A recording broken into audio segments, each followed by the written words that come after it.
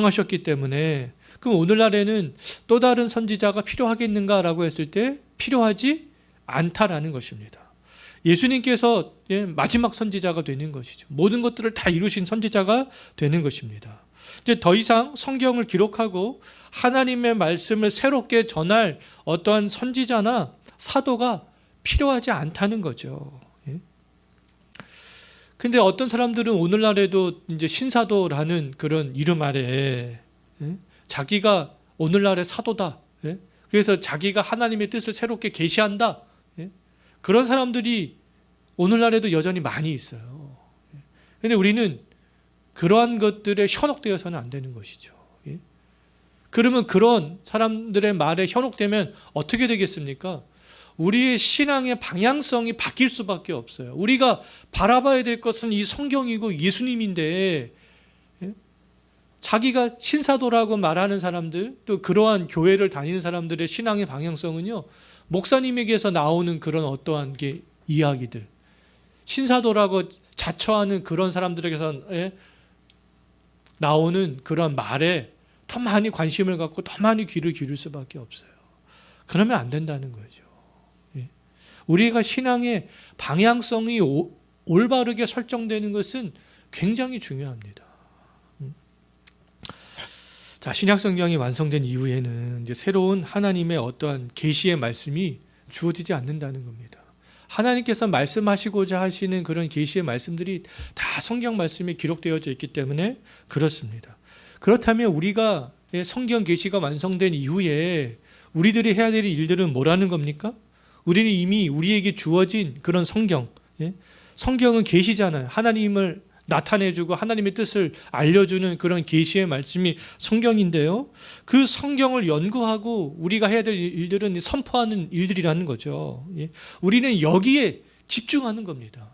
성경을 연구하고 선포하는 일들. 또 다른 계시를 받기 위해서 해야 되는 것들은 잘못된 신앙생활의 형태라는 거죠.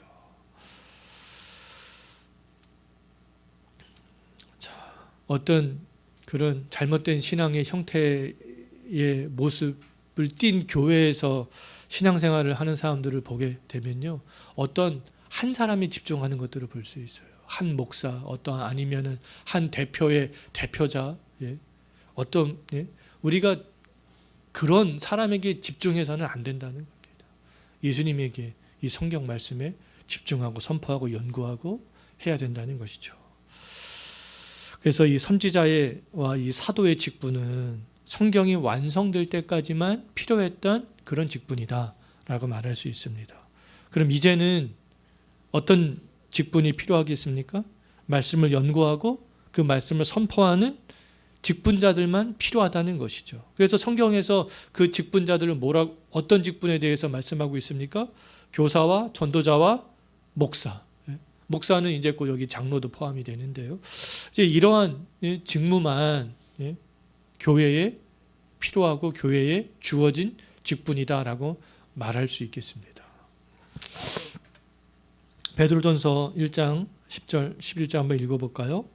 이 구원에 대하여는 너에게 이 말 은혜를 예언하던 선지자들이 연구하고 부지런히 살펴서 자기 속에 계신 그리스도의 영이 그 받으실 고난과 후에 받으실 영광을 미리 증언하여 누구를 또한 어떠한 때를 지시하는지 상고하니라. 구약의 선지자들이 이미 말했던 그런 것들을 우리는 연구하고 부지런히 살펴서 자기 속에 계신 그리스도의 영이 고난받으실 고난과 후에 받으실 영광을 미리 증언하여서 누구를 또한 어떠한 때를 지시하는지 우리를 상고하라. 우리가 해야 되는 일들은 이러한 일들을 우리가 해야 된다는 것이죠. 고린도전서 2장 13절도 한번 읽어보겠습니다. 우리가 이것을 말하거니와 사람의 지혜가 가르친 말로 아니하고 오직 성령께서 가르치신 것으로 하니 영적인 일은 영적인 것으로 분별하느니라. 예수님께서는 이 성령을 통하여서 지금도 여전히 선지자직들을 수행하고 계신다라는 것들을 알 수가 있겠습니다. 자, 이제 우리가 질문과 답 정리 한번 해보겠는데요. 24문 질문 한번 읽어보겠습니다. 그리스도는 선지자 직분을 어떻게 행하십니까? 라고 할 때 답 한번 읽어볼까요? 그리스도는 우리를 구원하려는 하나님의 뜻을 말씀과 성령으로 우리에게 나타내심으로 선지자 직분을 행하십니다. 어떻게 지금도 예수님께서 선지자 직분을 행하신다고요? 말씀과 성령으로 그렇게 선지자 직분을 행하시고 있다라는 것이죠. 자, 이제 두 번째로 오늘 살펴볼 내용은 제사장 직분을 행하신 예수님인데요. 제사장이 하는 일들이 뭐겠습니까? 제사를 통하여서 하나님께 가까이 나아가는 일들, 그 다음에 죄인들과 하나님을 중재하는 일들, 그러한 일들을 제사장이 하는 거 아니겠어요? 근데 제사장이 이러한 직무를 예수님께서 성취하셨다라고 말할 수 있는데요. 예수님께서는 하나님의 백성의 어떻게 보면 대표자로서 대제사장으로 히브리서에서는 그렇게 말씀하고 있잖아요. 이 하나님의 백성의 대표자로서 십자가에서 친히 희생 제물이 되셨다는 것이죠. 그래서 자기의 백성들이 하나님께 나아갈 수 있는 그런 길들을 열어놓으셨습니다. 중재자 역할들을 예수님께서 하셨던 건데요. 지금도 그럼 예수님께서는 이 대제사장의 역할을 하고 계시겠어요? 아니면 안 하시겠습니까? 지금도 여전히 예수님께서는 이 제사장의 역할들을 하고 계신다라고 말할 수 있습니다. 하나님의 우편에서 우리를 여전히 중보하고 계신다는 거예요. 히브리서 9장 28절 한번 읽어볼까요? 이와 같이 그리스도도 많은 사람의 죄를 담당하시려고 단번에 드린 바 되셨고, 자기가 친히 제물이 되시고 자기가 친히 제사장이 되셨던 것이죠. 히브리서 7장 25절도 한번 읽어보겠습니다. 그러므로 자기를 힘입어 하나님께 나아가는 자들을 온전히 구원하실 수 있으니 이는 그가 항상 살아계셔서 그들을 위하여 간구하심이라. 지금도 여전히 우리를 위하여서 예수님께서는 제사장으로서 간구하고 계신다라는 것이죠. 자, 그렇다면 그리스도의 우리가 제사장의 직무와 범위를 우리가 생각해 보는 것은 중요한데요. 예수님께서 이 제사장의 직무 또는 십자가에서 흘리신 그런 피의 그런 범위, 우리가 그 직무가 누구를 위한 거냐, 어디까지냐, 우리가 그것에 대해서 우리가 생각해 보는 것은 굉장히 중요한데요. 먼저 생각해 볼 것은 십자가에서 예수님께서 죄인들을 위해서 흘리신 피의 가치는 무제한적이라는 겁니다. 그 가치는 아주 무제한적으로 다시 예수님께서 재림하시는 그날까지 가치가 있는, 값어치가 있는 그런 거라는 거죠. 그런데 우리가 여기서 생각해 봐야 될 것은 뭐냐면 그 예수님께서 십자가에서 흘리신 피의 그 속죄하신 그 속죄의 범위가 과연 어디까지인가? 범위가 유대인들까지인가? 아니면은 뭐 그냥 전체 모든 사람들까지인가? 근데 성경에서 그 범위에 대해서 말씀하기를 그 예수님께서 십자가에서 흘리신 그 속죄하실 수 있는 그 피의 범위는 제한적이다 이렇게 말하고 있습니다. 속죄의 그런 제한적인 범위는 성부께서 그리스도 안에서 구원하기로 택한 사람, 정한 사람, 그렇게 말씀하고 있어요. 그럼 구원의 기쁨은 우리가 그리스도의 그런 제사장의 직무가 몇몇 사람들에게 행해졌구나 라는 것들을 알 때 구원의 기쁨이 있는 거 아니겠어요? 이 제사장의 직무가 모든 사람들에게 다 행해진 것이다 라고 했을 때는 그런 구원의 그런 기쁨이 있겠습니까? 그건 구원의 기쁨이 없게 되는 것이죠. 그러니까 제사장의 이런 예수님의 그런 직무가 나 같은 몇몇 사람들, 하나님이 택한 사람들, 몇몇 사람들만 그 속죄함을 받을 수 있는 거구나, 그런 것들을 알 때 가능하다는 것이죠. 그 은혜를 우리가 깨닫게 된다는 겁니다. 그 많은 사람들 중에서 그리스도께서 나를 특별히 사랑하셔서 나를 구원하셨구나, 우리가 그것들을 생각할 때 우리 구원의 기쁨이 올라올 수 있고, 나를 위해서 죽으신 예수님을 향하여서 우리가 자발적인 헌신들을 할 수 있는 마음들이 올라오게 되는 것으로 우리가 생각할 수 있는데요. 그런데 오늘날의 이 잘못된 이론, 가진 대표적인 그 두 가지 이론을 주장하는 사람들이 있는데요. 우리는 예수님의 속죄의 범위가 제한적이라는 거잖아요. 성부가 그리스도 안에서 택한 자들을 위한 것이다. 그런데 이 잘못된 이론 두 가지가 있는데, 첫 번째, 어떤 잘못된 이론이 있습니까? 만인 구원론자들. 만인 구원론자들은 예수님께서 만인을 다 구원하러 오셨기 때문에 종말에는 만인이 다 구원에 참여하게 된다라는 것입니다. 그런데 성경 본문을 보게 되면요, 버려질 사람들에 대해서 분명히 말씀하고 있다는 거예요. 인자가 자기 영광으로 천사와 다시 함께 올 때에 양과 염소를 구분하겠다, 이렇게 말씀하고 있잖아요. 성경에는 버려질 사람들에 대해서 말씀하고 있습니다. 모든 사람들이 다 구원받을 것에 대해서 말씀하고 있지 않아요. 모든 사람들이 다 구원을 받을 수 있을 것 같으면 그 구원의 은혜가 있겠습니까? 구원의 은혜가 불필요하겠죠. 모든 사람들이 어차피 다 구원을 받는데요. 근데 성경은 그렇게 말하고 있지 않다라는 것이죠. 뒷장 한번 넘겨보시기 바라겠습니다. 그 다음에 이제 또 행위구원론을 강조하는 사람들이 이제 얼마 전부터 계속 등장하고 있어요. 유튜브라든가 오늘날의 언론에 많이 등장하는 많은 사람들은 이제 행위구원론을 가진 사람들이 많이 등장하고 있습니다. 그 행위구원론자들은요, 근데 행위를 구원의 어떠한 조건으로 제시한다는 겁니다. 조건으로. 그래서 자기의 자유의지로 하나님 앞에서 회개하고 우리가 예수님을 믿는 것이 가능하다, 이렇게 말합니다. 그래서 자기의 힘으로 어떤 우리가 구원의 어떤 열차 아니면 구원의 다리가 있다면 자기의 힘으로 구원의 열차를 타는 것, 구원의 다리에 올라가는 것, 이것들이 가능하다, 이렇게 얘기를 하는데요. 그런데 성경에서는 분명히 우리의 구원은 은혜의 선물로 주어지는 것이다 라고 말하고 있습니다. 우리가 지난번에도 살펴봤지만 우리는 전적 타락과 전적 무능한 그런 인간이잖아요. 원의를 상실한 그런 사람들입니다. 그러한 사람들이 어떻게 우리의 노력으로, 우리의 자유의지로 구원이라는 그런 열차에 올라탈 수 있겠어요? 그럴 수 없다라는 것이죠. 자, 성경에서 뭐라고 말씀하고 있는지 한번 읽어보겠습니다. 마태복음 읽어볼까요? 아들을 낳으리니 이름을 예수라 하라. 이는 그가 자기 백성을 그들의 죄에서 구원할 자이심이라 하시니라. 자기 백성을 구원하기 위해서 이 땅에 오셨다. 요한복음도 한번 읽어볼까요? 내가 그들을 위하여 비옵나니 내가 비옵는 것은 세상을 위함이 아니요 내게 주신 자들을 위함이니이다. 그들은 아버지의 것이로소이다. 성부가 예수 그리스도 안에서 주신 자들이 있다라는 것이죠. 에베소서도 한번 읽어볼까요?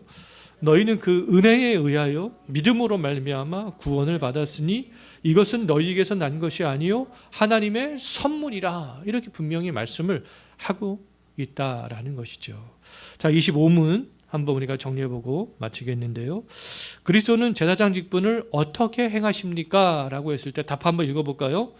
그리스도는 우리를 위해 단번에 자신을 희생 제물로 드려 하나님의 공의를 만족시키고 우리를 하나님과 화해시키며 우리를 위해서 계속해서 중보함으로 제사장 직분을 행하십니다 라는 것이죠. 이렇게 해서 예수님께서 완벽하게 제사장 직분을 다 행하셨고 지금도 행하고 계신다라는 것들을 우리는 알 수가 있습니다. 이제 마지막으로 이제 왕이신 그리스도에 대해서 살펴보겠는데요. 왕이 하는 일들은 뭐겠습니까? 그 자기의 나라를 통치하는 일들을 왕이 하는 일들이잖아요. 근데 이 왕의 직무를 예수님께서 이제 완벽하게 성취하셨는데요. 그리스도는 우리를 자신에게 순종하게 하고 또 우리에 대해서 통치권을 행사하고요. 또 원수들로부터 보호하심으로 이런 왕의 직무들을 수행해 나가시는 것들을 볼 수 있습니다. 왕이 하는 일들이 이런 거 아니겠어요? 자기의 나라를 보존하고 자기의 백성을 통치하고 대적으로부터 자기 백성을 보호하는 일들. 예수님께서 이러한 일들을, 이러한 직무들을 다 수행하셨다라는 것이죠. 그래서 예수님께서는 자기 백성을 흑암의 권세에서 건져내서 하나님 사랑의 아들의 나라로 옮기셨다. 자기의 나라로 옮기셨다라는 것이죠. 그래서 자기 백성을 삼아서 자기 백성을 보호하시고 통치하신다는 겁니다. 그리스도의 근대 나라에 대해서 우리가 생각해 볼 때 우리가 잊지 말아야 될 것은 뭐냐면 이 그리스도의 나라, 다른 말로 하나님의 나라는 영적인 나라입니다. 그 영적인 나라라고 하면 볼 수 있는 나라가 아니라는 거잖아요. 영적이어서 볼 수 없다. 그런데 분명히 존재한다라는 것이죠. 또 그리스도의 나라는 이 세상에 속한 나라가 아니다라는 겁니다. 이 세상에서 찾으려고 하면 찾을 수가 없다라는 것입니다. 또 눈으로 볼 수 있게 임하는 나라가 아니라는 것이죠. 하지만 눈으로 볼 수는 없지만 하나님의 나라가 나에게 우리에게 임했다라는 것들은 알 수 있다라는 것입니다. 자, 또 이 하나님의 나라는요, 지금은 완성된 형태가 아니지만 언젠가 완성될 형태의 나라이기 때문에 우리들은 완성될 하나님의 나라를 향해서 점점 한 걸음 한 걸음 나아가고 있는 것이다 라는 것이죠. 우리가 이 그리스도의 나라, 하나님의 나라에 대해서 생각할 때 이 개념들을 기억하는 것들은 굉장히 중요합니다. 그러면 하나님의 나라를 이 땅에서 막 찾으려고 하고 눈으로 막 볼 수 있는 것으로 생각하고 우리가 그렇게 접근을 한다면 하나님의 나라를 온전히 경험할 수 없고 온전히 알 수가 없다라는 것이에요. 그럼 우리가 예수님께서 나를 통치한다는 그런 개념들을 온전히 우리가 깨닫지 못하게 되는 거죠. 고린도전서 15장 25절 한번 읽어볼까요? 그가 모든 원수를 그 발 아래에 둘 때까지 반드시 왕노릇 하시리니. 그 다음도 읽어보겠습니다. 그가 우리를 흑암의 권세에서 건져내사 그의 사랑의 나라로 옮기셨으니. 요한복음도 읽어볼까요? 예수께서 대답하시되 내 나라는 이 세상에 속한 것이 아니니라. 만일 내 나라가 이 세상에 속한 것이었더라면 내 종들이 싸워 나를 유대인들에게 넘겨지지 않게 하였으리라. 이제 내 나라는 여기에 속한 것이 아니니라. 다음도 읽어볼까요? 바리새인들이 하나님의 나라가 어느 때에 임하나이까 묻거늘 예수께서 대답하여 이르시되 하나님의 나라는 볼 수 있게 임하는 것이 아니요. 그 다음도 읽어볼까요? 그 후에는 마지막이니 그가 모든 통치와 모든 권세와 능력을 멸하시고 나라를 아버지 하나님께 바칠 때라. 완전하게 임할 나라가 있다라는 것들을 고린도전서 15장에서 말씀을 하고 있습니다. 자, 이제 마지막으로 이제 교회와 하나님의 나라의 관계에 대해서, 교회와 하나님의 나라의 관계는 그러면 어떻게 되는 것이냐라고 했을 때, 어떤 사람들은 이 교회가 하나님의 나라와 완전히 분리되어 있는 것으로 그렇게 말하는 사람들이 있습니다. 또 반대로 어떤 사람들은요, 교회와 하나님의 나라가 완전히 통합되어 있는 것으로 그렇게 생각하는 사람들도 있어요. 우리가 뭐 교집합, 합집합으로 생각하면 교회가 하나님의 나라가 완전히 통합되어져 있다는, 그게 교집합이 다 완전히 같다라는 것이죠. 하나님의 나라가 곧 교회다 이렇게 말하는 사람도 있고, 교집합이 아무것도 없다, 하나님의 나라와 이 교회가 완전히 분리가 되어져 있는 것이다 이렇게 말하고 있는 사람들도 있는데요. 근데 하지만 우리가 이 바른 관점은 뭐냐면, 교회와 하나님의 나라에 대해서 볼 때 바른 관점은 뭐냐면, 이 교회와 하나님의 나라는 긴밀하게 연결이 되어져 있다, 이렇게 보는 것이 바른 관점이라고 말할 수 있겠습니다. 그래서 이 하나님의 나라는, 하나님의 나라와 교회는 중첩된 부분도 있다는 거예요. 교집합적인 부분도 있다는 것입니다. 하나님의 나라와 교회는 완전히 분리될 수가 없고 이 중첩되는 부분도 있다라는 것이죠. 하지만 또 하나님의 나라가 교회 안에 있지만 그렇지 않은 부분도 있다는 거예요. 중첩되지 않은 부분도 있다라는 것입니다. 분리가 되어져 있는 부분도 있다라는 거예요. 왜냐하면 하나님의 나라가 교회와 중첩된 부분이 있지만, 교회 안에 이미 임했지만 교회 안에는 누구도 있습니까? 거짓된 신자들 있다라는 것이죠. 구약 시대에도 하나님의 나라가 유대 땅에 임했지만 그 유대 땅에는 거짓된 백성들이 여전히 많이 있었다라는 거예요. 때문에 하나님의 나라는 교회와 분리가 되어 있지 않으면서 교회가 완전한 하나님의 나라도 아니다라는 것이죠. 근데 단 긴밀하게 연결되어져 있다. 중첩된 부분도 있다라는 것입니다. 우리가 이렇게 교회와 하나님의 나라의 관계에 대해서도 좀 정립을 해놔야 될 필요가 있겠습니다. 자, 26문 이제 한번 읽어보겠는데요. 그리스도는 왕의 직분을 어떻게 행하십니까? 답 한번 읽어볼까요? 그리스도는 우리를 자신에게 복종시키고 우리를 다스리고 보호하며 자신과 우리의 모든 원수를 제어하고 정복함으로 왕의 직분을 행하십니다. 라는 것이죠. 자, 오늘 여기까지 했는데요. 혹시